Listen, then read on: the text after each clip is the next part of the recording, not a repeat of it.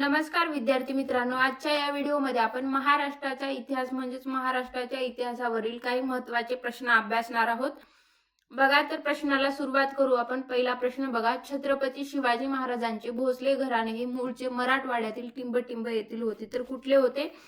वेरूळ इथले आपल्याला सांगता येतं. पुढचा प्रश्न, छत्रपती शिवरायांचे वडील म्हणजे शहाजीराजे भोसले यांची समाधी कोठे आहे? यांचे समाधी स्थान कुठे आहे? तर होदिगिरी येथे, म्हणजेच आपल्याला कर्नाटकमध्ये ते असलेलं पाहायला मिळतं. सातवाहन घराण्यास टिंबटिंब घराणे या नावाने देखील ओळखलं जातं. बघा, सातवाहन घराण्यालाच दुसऱ्या कोणत्या नावाने ओळखलं जातं? तर शालिवाहन या नावाने सुद्धा सातवाहन घराण्यालाच ओळखलं जातं. पुढचा प्रश्न, टिंबटिंब काळ हा महाराष्ट्रातील सुवर्ण युग म्हणून ओळखला जातो. तर सातवाहन हा काळ महाराष्ट्रातील सुवर्ण युग म्हणून ओळखला जातो. बघा पुढचा प्रश्न, वाकाटकाच्या काळात टिंबटिंब या चीनी यात्रेकरूने मराठवाड्यास भेट दिली. तर ह्यू तस्सग यांनी आपल्याला भेट दिलेलं सांगता येतं. टिंबटिंबच्या काळात वेरूळ येथील अखंड पाषाणातील प्रसिद्ध कैलास लेणे कोरण्यात आले. तर कोणाच्या काळामध्ये? तर राष्ट्रकूटाच्या काळामध्ये आपल्याला पाहायला मिळतं. बघा, टिंबटिंबच्या काळात कंधार येथे कालप्रियनाथाचे मंदिर बांधण्यात आले. बघा, कालप्रियनाथाचे मंदिर कोणाच्या काळामध्ये बांधण्यात आलं असं आपल्याला विचारलेलं आहे? तर राष्ट्रकूटांच्या काळामध्ये, आणि ते कंधार येथे आपल्याला पाहायला मिळतं. पुढचा प्रश्न, टिंबटिंब काळात मराठवाड्यात देवगिरीचा किल्ला बांधला गेला. बघा, कोणत्या काळामध्ये मराठवाड्यात देवगिरीचा किल्ला बांधला गेला? तर यादव काळामध्ये. यादव काळामध्ये मराठवाड्यात देवगिरीचा किल्ला आपल्याला बांधलेला पाहायला मिळतो किंवा सांगता येतो. बघा, 1724 साली टिंबटिंब येथील लढाईत निजाम उल मुल्क याने मुघल सुभेदार मुबारिज खानाचा पराभव केला. साखरखेडा येथील लढाईत, बघा 1724 साली साखरखेडा येथील लढाईत निजाम उल मुल्क याने मुघल सुभेदार मुबारिज खानाचा काय केलेला? तर पराभव केलेला आपल्याला पाहायला मिळतो. निजाम राजवटीत 1927 साली टिंबटिंब येथे इंटरमिजिएट कॉलेजची स्थापना केली. बघा, तर कुठे केलेली आहे? तर औरंगाबाद म्हणजे संभाजीनगर येथे इंटरमिजिएट कॉलेजची स्थापना केलेली आपल्याला सांगता येतं, आणि 1927 साली. निजामाच्या हैदराबाद राज्यात टिंबटिंब ही राज्यभाषा होती. बघा, कोणती भाषा होती? तर फारसी ही राज्यभाषा होती. फारसी. पुढचा प्रश्न, 1774 ते 1818 दरम्यान मराठे व इंग्रज यांच्यात एकूण टिंबटिंब युद्धे झाली. तर किती युद्ध झालेली आपल्याला सांगता येतं? तर 3 युद्ध. बघा, एकूण 3 युद्ध झालेले आपल्याला सांगता येतं किंवा पाहायला मिळतं. 31 डिसेंबर 1802च्या टिंबटिंबच्या तहामुळे मराठ्यांच्या साम्राज्यास अखेरची घरघर लागली. बघा, कोणाच्या तहामुळे? तर वसईच्या तहामुळे मराठ्यांच्या साम्राज्यात अखेरची घरघर लागलेली आपल्याला सांगता येतं. उमाजी सोबत त्यांचे साथीदार खुशाबा नाईक आणि टिंबटिंब यांना देखील ब्रिटिशांनी फाशी दिली. बघा, त्यांच्या सोबत कोण होतं? तर बापू सोळकर, म्हणजे खुशाबा नाईक आणि बापू सोळकर यांना देखील ब्रिटिशांनी फाशी दिली. उमाजी सोबत त्यांचे साथीदार म्हणजे खुशाबा नाईक आणि बापू सोळकर हे आपल्याला असलेले सांगता येतात. नरवीर उमाजी नाईक टिंबटिंब किल्ल्याच्या बंदोबस्तात होते. बघा, कोणत्या किल्ल्याच्या बंदोबस्तात होते? तर पुरंदर किल्ल्याच्या बंदोबस्तात असलेले आपल्याला सांगता येतात नरवीर उमाजी नाईक हे.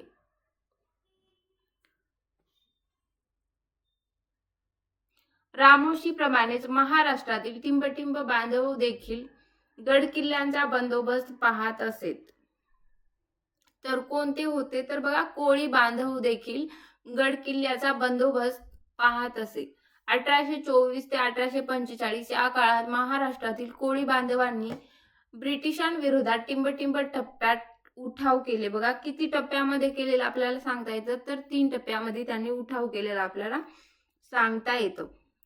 बघा, कोळी समाजाचे उठाव कायमचे मोडून काढण्यात आले. ते कधी मोडून काढण्यात आले? तर 1850 मध्ये. बघा, 1850 मध्ये कोळी समाजाचे उठाव कायमचे काय करण्यात आले? तर मोडून काढण्यात आलेले आपल्याला सांगता येतं. पुढचा प्रश्न, टिंबटिंब येथे भिल्ल बांधवांचे प्रमाण अधिक होते, त्यामुळे तेथील उठाव तीव्र होता. बघा, तर खानदेश येथे भिल्ल बांधवांचे प्रमाण काय होते, अधिक होते. त्या चिल नाईक, शेख ढुल्ला, हिरा, सेवाराम घिसाडी यांनी टिंबटिंब समाजाच्या उठावाचे काय नेतृत्व केले, तर कोणत्या समाजाचे नेतृत्व केलेले आपल्याला सांगता येते, तर भिल्ल समाज. बघा, भिल्ल समाजाचे उठावाचे नेतृत्व केलेलं आपल्याला सांगता येतं. कोण कोण होते त्यामध्ये, तर चिल नाईक, शेख ढुल्ला, हिरा, सेवाराम घिसाडी आणि भिल्ल समाजाच्या उठावाचे नेतृत्व केलेलं आपल्याला सांगता येतं. यांनी एवढे व्यक्ती आपल्याला पाहायला मिळतात. पुढचा प्रश्न, साताऱ्याचे खालसा झालेले राज्य परत मिळवण्यासाठी टिंबटिंब यांनी 1857च्या उठावात भाग घेतला होता. बघा, 1857च्या उठावामध्ये भाग कोणी घेतला होता, सातारचे खालसा झालेले राज्य परत मिळवण्यासाठी 1857च्या उठावामध्ये भाग कोणी घेतला होता, तर रंगो बापूजी यांनी घेतलेला आपल्याला सांगता येतं. 1857च्या उठावापूर्वी महाराष्ट्रात पहिला मोठा संघर्ष ब्रिटिश सरकार व कोणामध्ये झाला, तर रामोशी यांच्यामध्ये आपल्याला झालेला सांगता येतं. रामोशी. प्रामुख्याने महाराष्ट्रात राहणारे रामोशी बांधव टिंबटिंब अशी संज्ञा लावत. कोणती संज्ञा लावतात, तर नाईक ही संज्ञा लावलेली आपल्याला पाहायला मिळते. नाईक. पुढचा प्रश्न, रामोशी या शब्दाचा अर्थ टिंबटिंब म्हणजे रानात राहणारे असाही घेतला जातो, तर काय, तर रानवंशी. रानवंशी. उमाजी नाईक स्वतःला टिंबटिंब असे म्हणून घेत असे. बघा, उमाजी नाईक हे स्वतःलाच काय म्हणून घ्यायचे, तर राजे म्हणून घ्यायचे. 6 डिसेंबर 1857 रोजी टिंबटिंबच्या बाजारात भिल्ल बांधवांच्या मदतीने उठाव झाला. बघा, पुण्याच्या बाजारामध्ये, तर हसूलच्या बाजारात भिल्ल बांधवांच्या मदतीने उठाव झालेला सांगता येतं. 6 डिसेंबर 1857 रोजी. बघा, 15 डिसेंबर 1857 रोजी कोल्हापुरात टिंबटिंब यांनी बंडाचा प्रयत्न केला. तर कोणी केला, तर चिमासाहेब यांनी बंडाचा प्रयत्न केलेला आपल्याला सांगता येतं. आणि ते कधी, तर 15 डिसेंबर 1857 रोजी, आणि ते कोल्हापुरात आपल्याला सांगता येतं. संगमनेर जवळ टिंबटिंब यांनी उठाव केला. बघा, संगमनेर जवळ कोणी उठाव केला, तर भागोजी नाईक यांनी संगमनेर जवळ उठाव केलेला आपल्याला पाहायला मिळतं.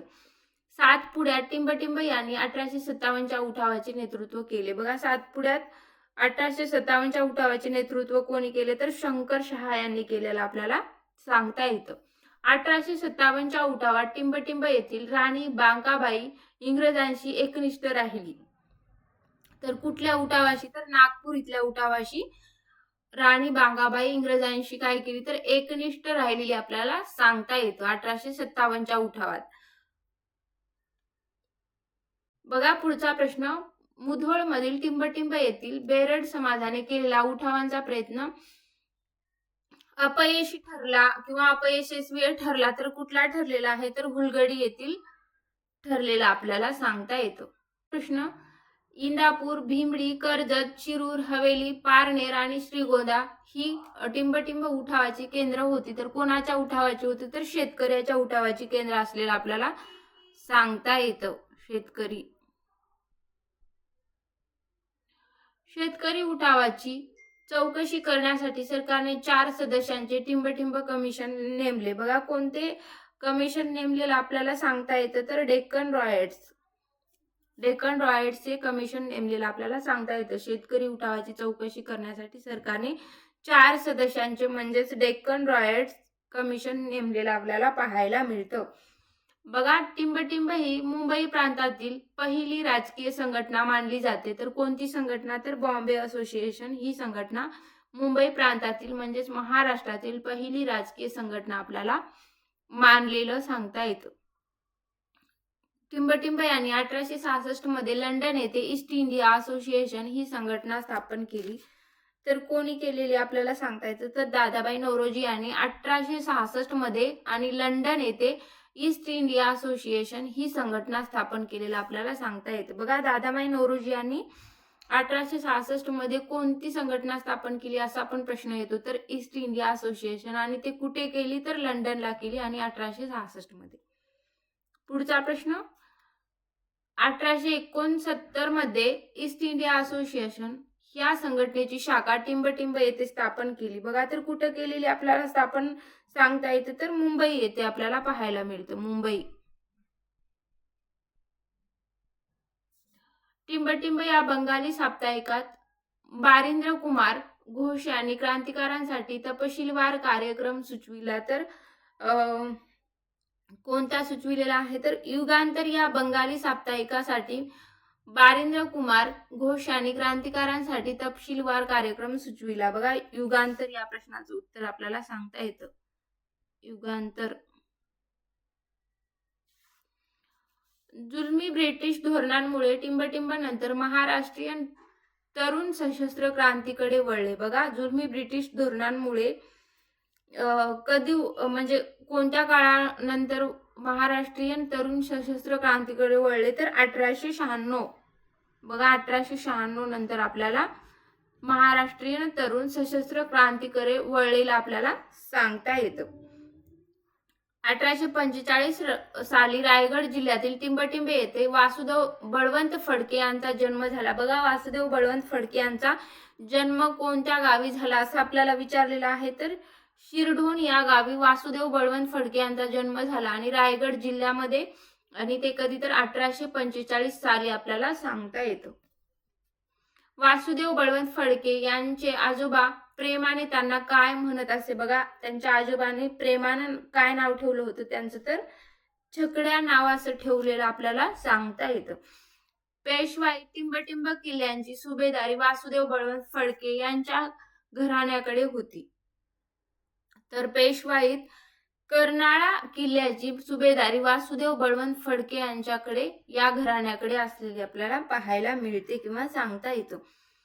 टिंबटिंब साली स्वदेशाचा पुरस्कार करण्यासाठी फडकेंनी पुन्हा नेटिव्ह इन्स्टिट्यूशन ही शाळा सुरू केली. बघा कधी केली, तर 1874 मध्ये आपल्याला सांगता येतं, 1874. पुढचा प्रश्न, तर आजचे हे प्रश्न संपलेले आहेत महाराष्ट्राच्या इतिहासावरचे. नक्की प्रश्न कसे वाटले ते कमेंट बॉक्स मध्ये सांगा. धन्यवाद.